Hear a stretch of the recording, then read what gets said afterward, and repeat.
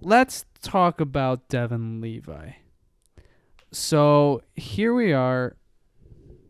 What are we? Close to 20 games into the season, and it hasn't been the start I think they would have wanted for him. Evolving Hockey has him at negative .58 goals save above expected. His save percentage is .880 right now. And there have obviously been nights that he has not helped them win.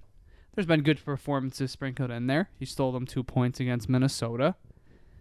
But for the most, honestly, I would say for the most part, he has looked a bit overmatched.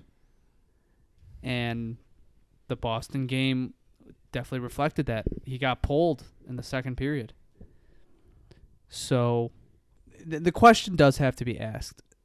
Do they consider sending him down at all? I don't know. I mean, I think if you want the easiest solution and not carrying 3 goalies, it would be to send him down right now because, honestly, UPL's been playing really good. Comrie, for the most part, has been pretty good. I think it is the easy solution, and if he goes down there, he could play, 3 out of 4 games. We could play 4 to 5 games every 5 games, and I mean, right now, he's not going to get that many games here. So even if you want to fight through the inconsistencies he's going to have, you can't make the argument that he should be starting over UPL right now, at the very least.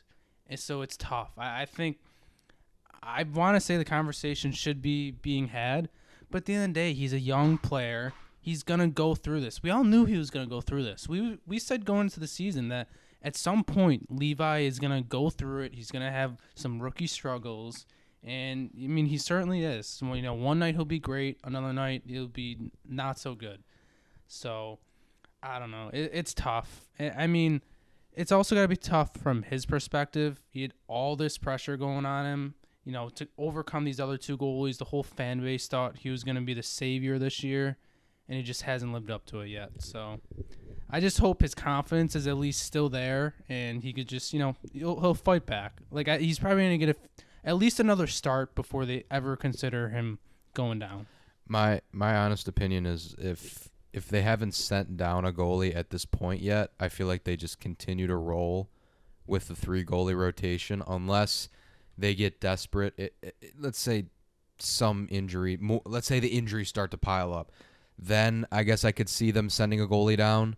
But I think the main reason they started with the 3 goalie rotation is because they had confidence in all 3 of these guys, and they had a really tough decision to make, and they didn't want to make that decision by sending someone down. And at this point, they've put themselves in a tough situation because they've shown that they want Levi to be their number 1. I mean, he's gotten the starters net more often than not in practice.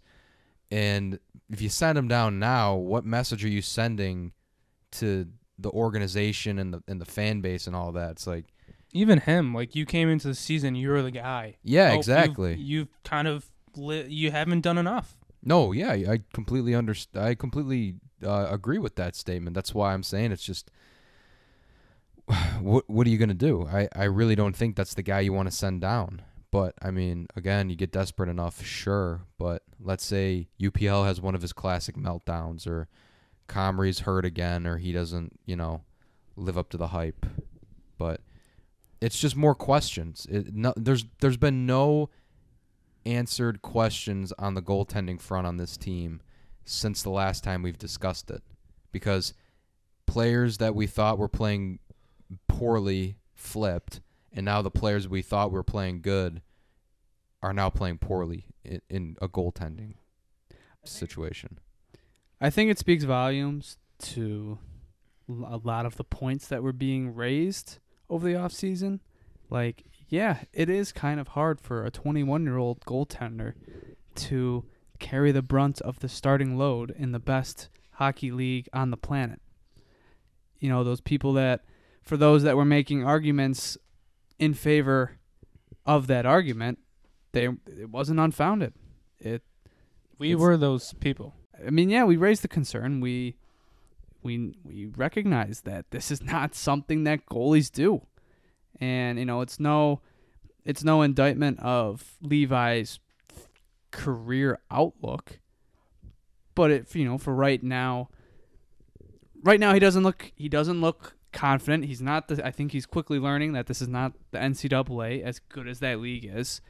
And when push comes to shove here, Zach Benson should be sticking around. Ryan Johnson should be sticking around. Yuri Kulik and Isaac Roseanne, I think, should be getting looks. And look, Patrick Kane might be a Buffalo Sabre. And for any of those things for a combination of those things to happen, a few guys are going to have to get sent down. And whether that's Bryson being waived or Victor Olofsson being traded, an easier solution is to waive the waiver eligible guy for a little bit. And I don't think they're to that point yet. And I don't think they should be to that point yet. Like I said, Levi stole them a game. He stole them that Minnesota game. So, it's not like he's completely overmatched. He doesn't look like he has no confidence. I haven't seen him in a game where it like at times last year with UPL, it's like, man, this guy's just not. He's all over the place. He's looking behind him when he's saving pucks. He has no confidence. With Levi, it just feels like he's a bit overmatched at points right now, and it's something he just has to navigate himself.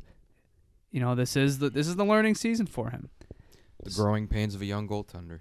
I think for now they're going to continue to roll with him. I mean, they spent this whole off season basically putting the burden, whether it was in good faith or not, the burden of this season was going to be on his shoulders. And so far, the other options are stepping up. Luukkonen has been legitimately good, which is awesome.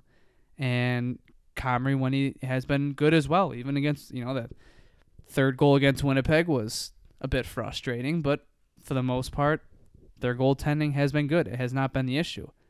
And even that, Levi hasn't sunk the team. He's just been a bit below average, and those concerns about a young goaltender such as him are a bit concerning. It is kind of crazy how the Wild game, he was like 3.5 goals saved above expected, and the Boston game completely netted that out because that's how bad he played.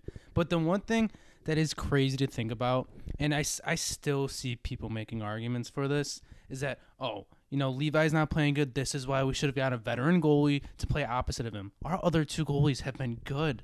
Like, we didn't need I still don't think we need to go and get someone with how they've been playing. Well, I fall into that trap too, where it's kind of like when Levi has a bad game, like, they should have just gone and got a veteran goalie. But then, you got to take the next step. Okay, who should they have gotten? Exactly. Are you going to sign Tristan Jarry for 5 years? Are you going to sign Jonas Korpisalo for 5 years? You weren't signing Connor Hellebuck to an 8x8. Even then, you would have had to trade for him in the first place. Carolina re-signed Frederik Andersen and Antti Ranta. And look, of course, it's and I'm not saying there's nothing Adams could have done. But anything he could have done, it would have required probably extra effort. It would have come across as desperate. He wouldn't have had the leverage. Would have had to overpay, probably. Yeah, more likely than not. It's not, if it was a pretty stacked free agent class and, if he had to pay extra in terms of dollar amount, that's fine. But if he's having to pay 5+ years for goalies that aren't even genuinely good, Jonas Korpisalo and Tristan Jarry have their own world of problems each. And those were like the two best options in free agency. So, yeah, in a perfect world, he would have gone out and gotten a veteran goalie to pair with Levi. But he didn't. And like JP said, Comrie and Luukkonen have been more than okay. The goaltending, honestly, might be the least of their worries right now. And the crazy thing is that once again, this season is proving that goalies are voodoo. Let's look at the top 10 of goals saved above expected. Number 1, Thatcher Demko. 2, John Gibson, who has been awful the last few years. Cam Talbot, I mean, come on. Jordan Binghamton he's come back and he's very good. Jordan Binghamton. Jonathan Quick is Binnington. 9th. Like, it makes no sense. Jonathan Quick and Cam Talbot are both coming out of retirement, basically, and playing good. Like, this is crazy. Goalies are just, it's insane. It makes no sense. It's a crapshoot every year. Even Peter Mrazek on the Blackhawks. He had, like a .920 save percentage going into this game? Yeah, until the tonight. Blackhawks are awful. Eric Johnson had something to say about that save percentage. Like, even Peter Mrazek, 15th. He's playing on the second worst team in the league other than the Sharks, and he's 15th in goals saved above expected. It's crazy. They make no sense. Goalies make no sense.